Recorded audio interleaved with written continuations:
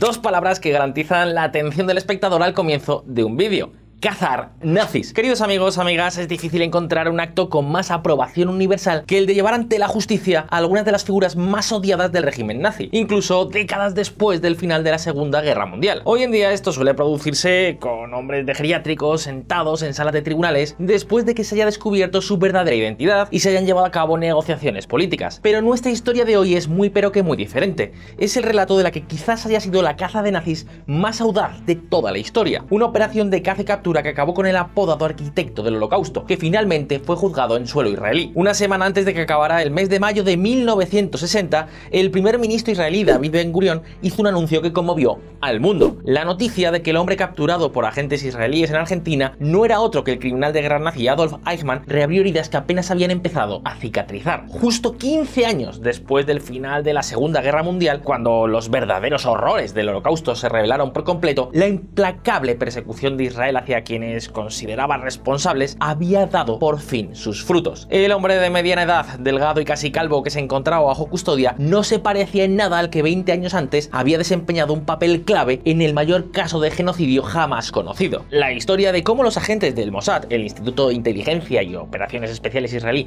lograron localizar y secuestrar a Eichmann antes de llevarlo a Israel para ser finalmente juzgado fue todo una osadía. El hecho enfureció a la Argentina. Me pregunto por qué. No, la verdad que no, tranquilo.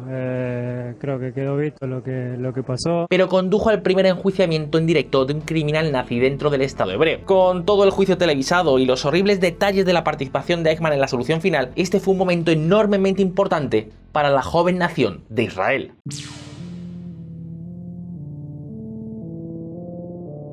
Empecemos por sus orígenes. Otto Adolf Eichmann nació en 1906 en la pequeña ciudad alemana de Solingen. Sus años de formación fueron, en el mejor de los casos, poco notables, pero las cosas cambiaron para siempre en 1932, cuando se unió tanto al partido nazi como a las SS. Seamos claros, muchos alemanes se unieron al partido nazi en esa época, ya que a menudo se consideraba una necesidad para progresar. Pero si también te unías a las SS, te convertías ya en una raza especial de super nazi adoctrinado. En el 33 entró en el Sicherheitsdienst, en el servicio de seguridad, y tras el estallido de la guerra en 1939 fue nombrado jefe del departamento responsable de los asuntos judíos. Este título puede parecer bastante normal, pero era todo lo contrario. La persecución de los judíos en el territorio controlado por Alemania había comenzado años antes, pero con más tierra extranjera y millones de personas bajo su dominio, la cuestión judía se magnificó considerablemente. Los guetos judíos amurallados empezaron a crearse después de que las ciudades cayeran en manos de los nazis, siendo el más grande el de Varsovia. Se calcula que en la capital polaca unos 400.000 judíos fueron hacinados en un gueto de apenas 3,4 kilómetros cuadrados. Si las condiciones ya eran lamentables al principio, no hicieron más que empeorar con el paso del tiempo. Pero,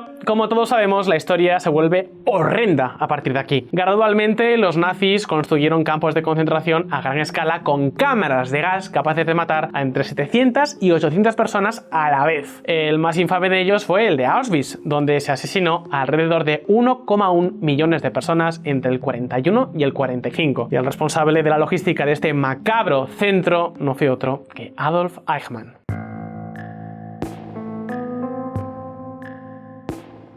Con el colapso del Tercer Reich, Eichmann salió de Europa del Este y regresó a Alemania, donde supervisó la destrucción de grandes cantidades de documentos antes de dirigirse hacia Austria. Allí permaneció hasta el final de la guerra.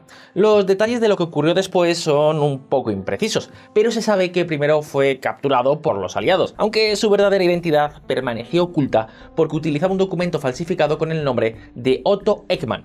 Tras escapar de la custodia estadounidense, se desplazó con frecuencia por Alemania para evitar ser detectado. Sin duda, debía estar al tanto de los juicios de Nuremberg, donde se estaba juzgando a los altos cargos nazis que habían sido capturados. Mientras juristas y académicos se esforzaban por situar los crímenes nazis dentro de un contexto, un abogado polaco, Raphael Lemkin, cuya familia había sido prácticamente aniquilada durante el Holocausto, acuñó una palabra que definiría la década anterior. Una nueva palabra que combinaba el antiguo término griego genos, que significa raza o tribu, y el latín cide, que significa matar. El genocidio, junto con el término crímenes contra la humanidad, formaría la base del argumento legal contra los 24 hombres que estaban siendo juzgados. Aunque Eichmann no estaba presente en el juicio, su papel en el Holocausto se hizo más que evidente y pasó a engrosar la lista de los criminales criminales más buscados. Tal vez sabiendo todo esto, Eichmann obtuvo un permiso para viajar a la Argentina con el nombre de Ricardo Clement, lo que también llevó a la Cruz Roja a proporcionarle un pasaporte humanitario. Habrá mayor ironía. Tras viajar por Europa con la ayuda de simpatizantes nazis,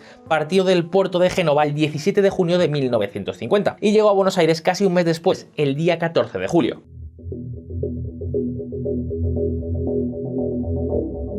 No me malinterpretéis, los juicios de Nuremberg tuvieron una enorme importancia, pero lo cierto es que no fueron más que una gota de agua en el océano. Para que os hagáis una idea, se calcula que al final de la guerra había unos 200.000 autores de crímenes de lesa humanidad de la época nazi, y tan solo unos pocos de todos ellos fueron ajusticiados. Miles y miles de algunas de las personas más despreciables que nos podamos imaginar lograron escapar y desaparecer gracias a la ayuda de simpatizantes y de lo que llegó a conocerse como rat lines, en español líneas de ratas, rutas de escape que la mayoría de las veces terminaban con el amparo de un asilo en Sudamérica. Tengo que decir, por cierto, que este periodo fue un desastre absoluto con respecto a la cooperación internacional. Se podría pensar, no sé, que la redada de criminales de guerra nazis tomaría prioridad, pero lo cierto es que no siempre fue así en aquella época. Y si somos totalmente sinceros, hubo situaciones un poquito turbias. Por ejemplo, muchas de las líneas de captura involucraban a sacerdotes, cardenales y altos cleros de la Iglesia Católica. Incluso hubo acusaciones de que el Vaticano, el mismísimo Vaticano, estaba de alguna manera involucrado con una ruta vaticana o ruta de los monasterios, donde se daba refugio a los nazis antes de embarcar hacia América del Sur. Aunque, por supuesto, todo esto siempre fue negado enérgicamente por los involucrados. Los aliados, por su parte, también eligieron muy generosamente a los nazis que utilizaron con fines científicos o militares en su lucha contra el comunismo. Y en varias ocasiones, las propias vías de escape clandestinas fueron utilizadas incluso por los servicios de inteligencia occidentales. Otro ejemplo en esta línea, entre 1946, cuando llegó a la presidencia, y 1950,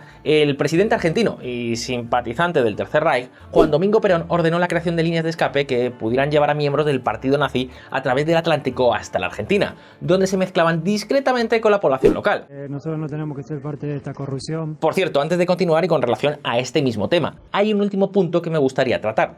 A menudo se describe como una teoría de la conspiración fantasiosa, que bien podría serlo. La posibilidad de que Adolf Hitler no muriera en su búnker berlinés, sino que lograra escapar a América del Sur. No hay prácticamente ninguna prueba que apoye esta teoría, pero el hecho de no haber encontrado su cuerpo siempre ha dejado una leve duda. Y ojo, porque los fragmentos de cráneo recuperados por los soviéticos en 1945 y que durante muchísimo tiempo se creyeron que eran de Hitler, fueron analizados en 2009 y se descubrió que pertenecían a una mujer de menos de 40 años. La historia soviética de que habían quemado su cuerpo y luego arrojado los restos al río suena perfectamente plausible, pero aún así es normal que existan dudas. Un documento desclasificado de la CIA, fechado el 3 de noviembre de 1955, describía las afirmaciones de un exoficial de las SS, Philipp Citroën, de que Hitler estaba sano y salvo en la Argentina de la época. Acompañando al documento había una foto del propio Citroën con el hombre que creía que era Adolf Hitler. Y sí, puedo ver el parecido, pero seamos honestos, es extremadamente difícil creer que el hombre más buscado del planeta se hubiera escabullido al finalizar la Segunda Guerra Mundial sin ser detectado por nadie. Aunque, un momento, porque hay un hombre que ciertamente sí lo logró: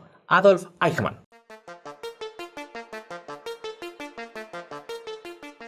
El hecho de que miles de nazis hubieran escapado de Alemania después de la guerra era un secreto a voces. Tanto las autoridades norteamericanas como las de Alemania Occidental habían recibido soplos de que Adolf Eichmann estaba en Argentina. Pero con Estados Unidos enterrado en ese momento de la Unión Soviética, había poca o ninguna motivación política para reabrir estos casos que estaban olvidados, acumulando polvo en algún sitio. Pero mientras la mayoría de las naciones hacían oídos sordos a los rumores de nazis escabulléndose por líneas de ratas, a Israel le afectaba mucho más profundamente. Con entre 5 y 6 millones de judíos muertos durante el Holocausto, de lo que se trataba era un asunto muy doloroso que seguía pesando sobre la joven nación. Había proclamado su independencia en el 48. Cuando un chivatazo llegó al Mossad, le prestaron mucha más atención que los estadounidenses. La información procedía de Lothar Hermann, un refugiado judío ciego que había sido encarcelado en Dachau antes de huir a Argentina. Ya sé lo que estás pensando. Una acusación procedente de un ciego probablemente tendría poca validez en los tribunales, pero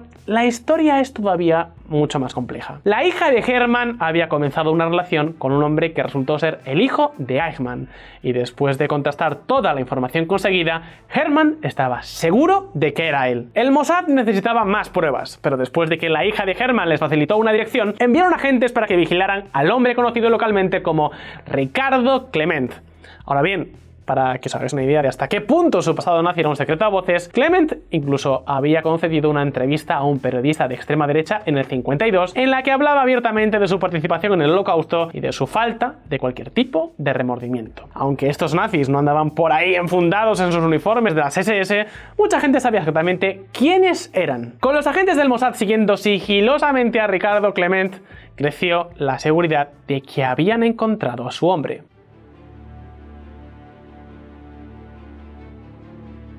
El Mossad estaba ya casi seguro de que Ricardo Clement era Adolf Eichmann, pero ninguno de los posibles caminos a seguir era sencillo. Israel podía intentar persuadir a Argentina para que lo entregara, pero teniendo en cuenta que en Buenos Aires abundaban los partidarios de los nazis, eso sería imposible. Podían matarlo, lo que sin duda se podía haber hecho con relativa facilidad por profesionales capacitados, pero eso habría dejado la sensación de que Eichmann había escapado a la justicia. En ese momento, la joven Israel estaba desarrollando su propia identidad, rodeada de naciones hostiles y una pesada sensación de tragedia que aún permanecía en las sombras. Los hebreos necesitaban un éxito ante el gran público, pero aún más que eso, necesitaban mostrar al mundo que estos criminales nazis aún podían ser llevados ante la justicia y que no había ningún lugar donde pudieran esconderse. El primer ministro, David Ben Gurión, fue informado de la situación y dio su conformidad para que se iniciara la operación final. El plan era perfecto en su simplicidad: establecer la rutina de Eichmann, secuestrarlo, sacarlo del país y llevarlo a Israel, donde sería juzgado. Pero las complejidades de este proyecto eran extraordinarias. ¿Dónde y cómo lo secuestrarían? ¿Cómo se las arreglarían para burlar a las autoridades en los aeropuertos? Cuando el equipo de 11 hombres del Mossad aterrizó en Argentina, estas preguntas aún estaban lejos de ser respondidas. El primer paso era bastante sencillo: seguir a Eichmann y establecer cuándo y dónde sería el lugar óptimo para secuestrarlo. Por suerte para ellos, Eichmann seguía una rutina diaria establecida. Los días laborables salía de su casa y se dirigía en autobús a la planta de la Mercedes-Benz donde trabajaba. Casi siempre volvía al domicilio inmediatamente después del trabajo a la misma hora. La vivienda de Eichmann estaba situada en la calle Garibaldi, en la comunidad industrial de San Fernando, a las afueras de Buenos Aires, una calle tranquila y polvorienta, casi sin alumbrado público, y se decidió que sería secuestrado allí, después de bajar del autobús mientras caminaba hacia su casa. Desde allí sería trasladado a un piso franco donde el equipo llevaría a cabo la identificación final. Pero había otro problema importante. Conscientes de que lo que iban a hacer infringía numerosas leyes y tratados internacionales, los agentes del Mossad en Argentina debían conseguir que Eichmann firmara un documento en el que declaraba quién era realmente y que estaría dispuesto a viajar a Israel para ser juzgado. ¿Lo conseguirían? Veamos.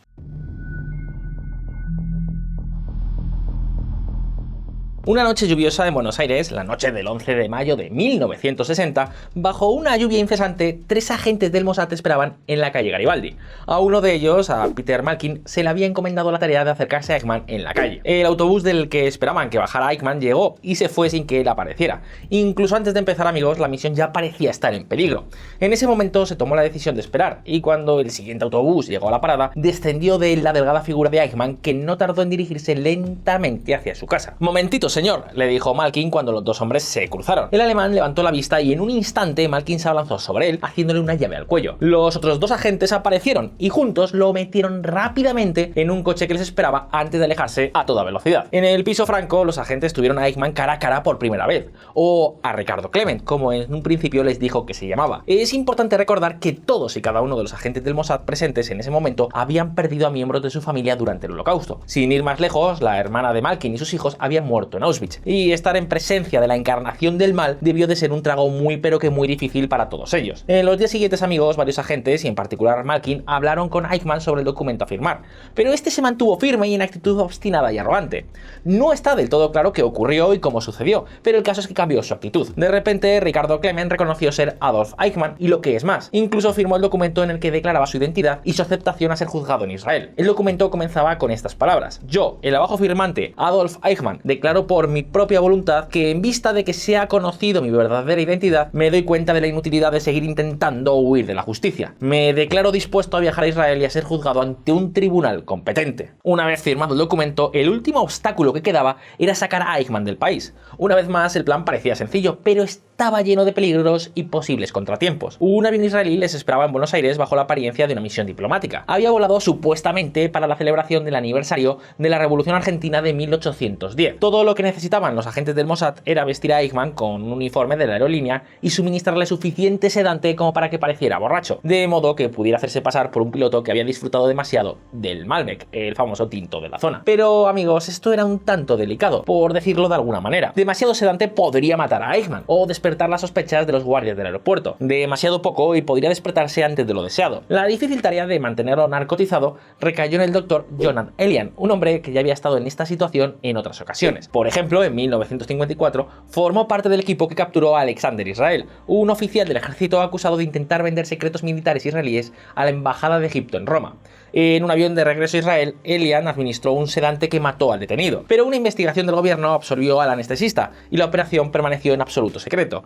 El caso es que en 1960 se volvió a requerir la ayuda de Elian. Luego, un pasaporte israelí con la foto de Eichmann, en el que figuraba que era piloto de avión, fue mostrado a los guardias del aeropuerto, que se burlaron al ver al hombre en ese estado de embriaguez encorvado en el asiento trasero del coche. El caso es que les dejaron embarcar en su avión y partir poco después. En lo que respecta a operaciones encubiertas de riesgo, esta se había llevado la palma y todo había ido increíblemente bien.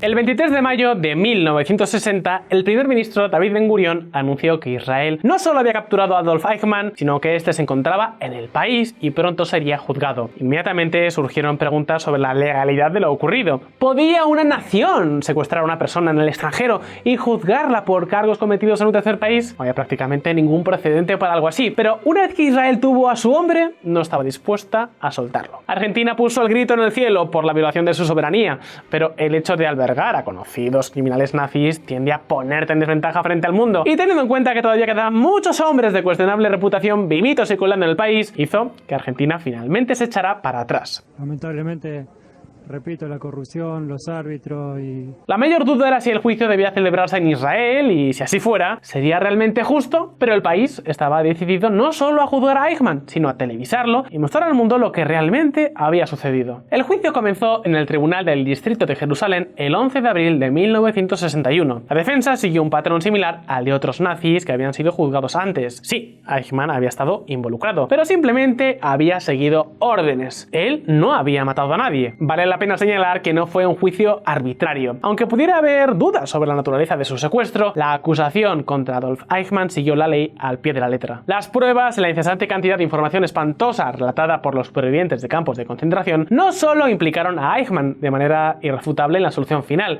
sino que pintaron un devastador retrato del Holocausto que muchos habían decidido olvidar o que nunca se les había enseñado. Es comprensible que la gente intente seguir adelante y olvidar los horrores de la guerra, pero quedó claro que el Holocausto había sido un acontecimiento que realmente nunca se había abordado en profundidad. El 14 de agosto se aplazó el juicio y finalmente el 12 de diciembre Eichmann fue declarado culpable de 15 cargos de crímenes contra la humanidad, crímenes de guerra, crímenes contra el pueblo judío y pertenencia a una organización criminal. 3 días después fue condenado a morir en la horca. Aunque hubo una apelación ante el Tribunal Supremo, esta fue rechazada y pasada la medianoche del 1 de junio del 62, la larga persecución de Israel a este criminal nazi llegó a su fin.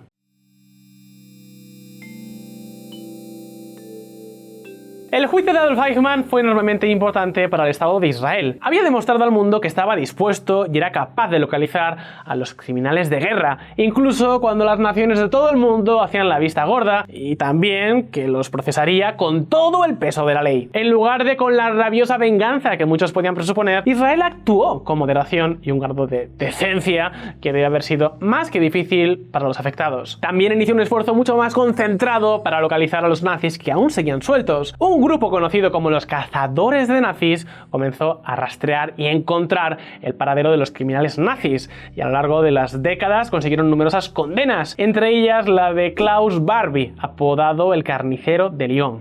Fue detectado en Bolivia en el 71 por los Klarsfeld, un matrimonio también dedicado a seguir el rastro de los peores criminales nazis. El grupo estaba dirigido por Simon Wiesenthal, un hombre que sobrevivió entre el 41 y el 45, no a uno ni a dos, sino a 4 campos de concentración distintos y a una marcha de la muerte. Murió en 2005 a los 96 años. El trabajo de Wiesenthal fue absolutamente implacable y su posición como el preeminente cazador de nazis se ha cimentado durante mucho tiempo. Pero para llevar esta historia a una conclusión que esperamos sea satisfactoria, terminaremos cerca de donde empezamos. Tras el final de la Segunda Guerra Mundial, un joven Simon Wiesenthal permaneció en la ciudad austríaca de Linz, incluso después de que la mayoría de los judíos supervivientes se hubieran marchado. ¿El motivo?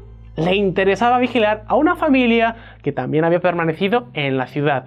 Eran, por supuesto, los familiares de Adolf Eichmann. Después de que sus hijos desaparecieran misteriosamente en el 52, Wiesenthal recibió un chivatazo de que habían viajado a Buenos Aires para reunirse con su padre. Esta información fue transmitida al Mossad, junto con fotografías de la familia Eichmann que Wiesenthal había encargado. Entre estas imágenes había una del hermano del fugitivo, que según se dice tenía un sorprendente parecido con él. Y como no podía ser de otra manera, fueron esas mismas fotografías las que ayudaron a confirmar la identidad de Adolf Eichmann en Argentina, lo que puso en marcha una de las historias de caza de nazis más fascinantes de la historia. Si este vídeo te ha resultado interesante, háznoslo saber pulsando el botón de like. Nos vemos en el próximo episodio de Megaprojects.